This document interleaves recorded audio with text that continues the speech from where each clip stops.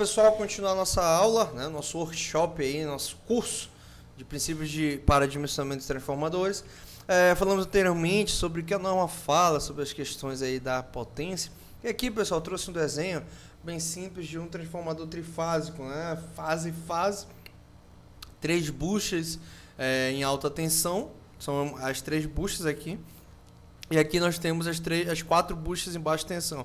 O que é interessante falar, pessoal, aqui é que quando eu tenho as 3 buchas em alta tensão, eu trabalho com a palavra, né, com H1, H2 e H3, que representa aí high, né, que representa justamente a parte de alta tensão. E quando nós temos as outras 4 buchas, que são representação aí da baixa tensão. Fase 1, né, referencial a fase 1 em alta sai a fase 1 em baixa, a fase 2 em alta, a fase 2 em baixa, e a fase 3 em alta, a fase 3 em baixa. E esse X0, que seria? Seria justamente ali o neutro no transformador. E aí, claro, nós vamos aterrar o neutro e nós vamos ter o neutro aterrado no transformador na subestação, certo?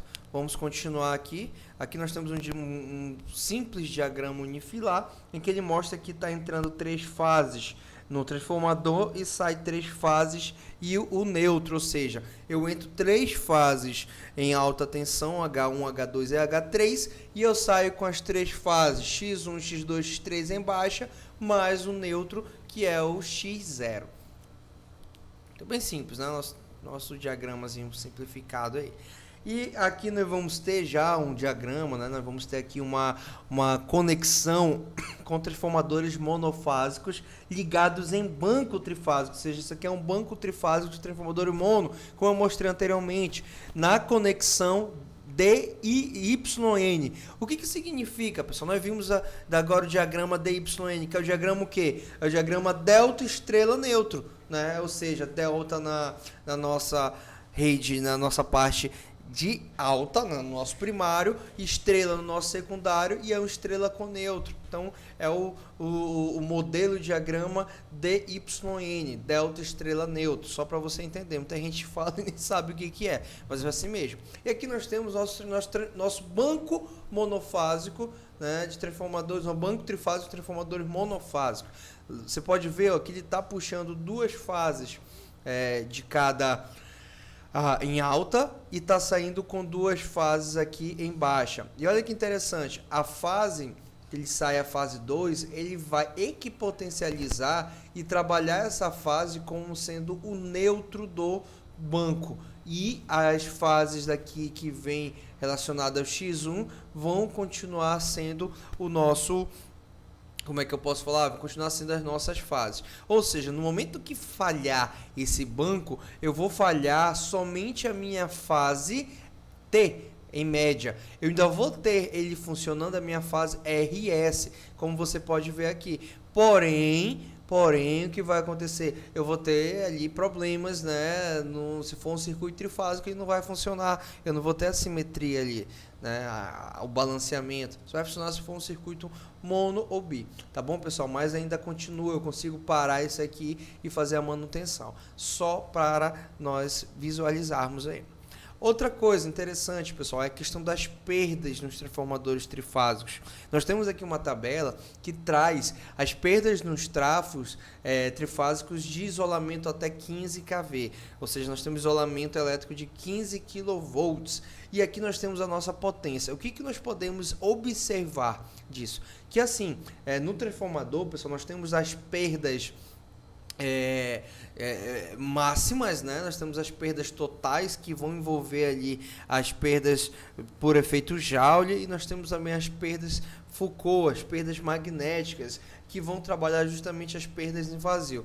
Essa perda em vazio máxima vai estar quase em sua totalidade falando das perdas magnéticas. E as perdas totais eu vou somar essas perdas magnéticas mais as perdas térmicas por efeito Joule, ou seja, as perdas no ferro e as perdas no cobre. Aqui nós temos as perdas no ferro, que são as perdas magnéticas por correntes parasitas, Foucault, Inrush, e aqui nós vamos ter as perdas no cobre, né, junto com as perdas no ferro. As perdas no cobre é o efeito Joule, né, pessoal? Corrente passando pelo condutor, ele vai aquecer. E aqui nós podemos observar o seguinte, que ele vai trazer uma impedância. Olha só, a impedância de transformadores aí que trabalham até 112,5 kVA, ela trabalha em torno de 3,5% dessa impedância, né? De acordo com a tensão de curto-circuito a 75 graus. E acima, com potências maiores, a impedância ela sobe para 4,5. E essa impedância ela tem um papel muito importante no dimensionamento do transformador, principalmente quando eu vou trabalhar com transformadores paralelos e quando eu quero também verificar aí as correntes de curto-circuito. Não faz parte desse nosso curso trabalhar as correntes de curto-circuito e tudo mais. Nós vamos fazer simplesmente o dimensionamento de condutores para o secundário da forma mais básica possível, tá bom? Outra coisa aqui que é interessante é verificar que conforme eu vou aumentando a potência do transformador, eu tenho uma corrente de excitação máxima menor, né, em termos de PU, em termos de porcentagem da minha potência, da minha corrente. Ou seja, a minha excitação para um transformador de maior potência, ela é menor equivalente à sua corrente nominal. Isso porque ele se torna cada vez mais eficiente. Então eu vou gastar menos energia para excitá-lo, para fazer aquela a parte de indução magnética inicial. E aí tem a ver com a corrente de rush, que simula um curto-circuito, e eu tenho uma corrente ali de 2 a 5 vezes a corrente nominal. Para isso que a gente tem que trabalhar também com dispositivos de proteção, transformador, que vão operar, que vão ter um tempo ali de espera de pelo menos 0,5 segundos, que é o tempo ali que ocorre essas correntes de rush. Tá? Eu estou falando aqui no básico, tá, pessoal? No geral, claro que cada caso tem um caso. Você tem que avaliar, fazer um projeto de seletividade, coordenação e proteção em média tensão, tá? Mas aqui é bem básico. Outra coisa também é o rendimento, né? Nós temos diferentes classes de isolamento: 15 kV, 24.2 kV e 36.2 kV. E aqui nós temos as potências do transformador, que vão desde 15 kVA até 500 kVA. O que acontece, pessoal? Quanto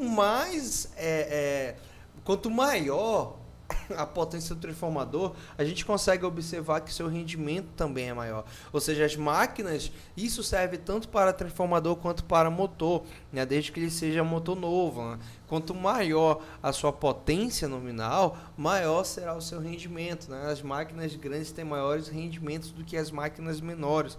E o rendimento do transformador, mesmo que em potências menores, como de 15 kVA, né, que é uma potência bem pequena, assim, uma potência residencial até, nós temos, pessoal, um rendimento de, no mínimo, 96%. Ou seja, é uma máquina que tem perdas em torno de 4%. Olha só o quão rentável é um transformador no que diz respeito ao seu rendimento, né? Porque é a máquina estática, né? Ele é uma máquina elétrica estática, ele não tem movimentação mecânica, como tem um motor, como tem um gerador. Ele é uma máquina simplesmente estática, em que a sua conversão é apenas elétrica, tá? Ela não é eletromagnética, ela não é eletromecânica. Então, por isso, o seu rendimento é o mais elevado possível. Tá bom, pessoal? Bem interessante essas informações aí. Então, eu vou encerrar por aqui essa aula, né, que está falando um pouquinho sobre rendimentos. É interessante falar isso aqui porque o rendimento vai influenciar ali na nossa corrente, né? Porque se eu tenho o rendimento dele de 96%, ele não vai entregar em sua totalidade 15 kVA. Ele vai entregar 96% de 15 kVA, o que vai dar 14.000 e alguma coisa kWh. Tá? É importante a gente ter essas noções, porque dependendo da carga do meu transformador, essa porcentagem de 4% a 2% pode ter uma relevância em termos de corrente. Próxima aula nós vamos falar um pouquinho sobre outros fatores aí e eu espero que vocês estejam aí agregando conhecimento, né? É claro que aqui é uma parte bem conceitual, não tem como eu falar prático aqui, pessoal, porque é mais complicado, mas um mini curso é justamente para agregar conhecimento nessa área de transformadores. Até a próxima aula.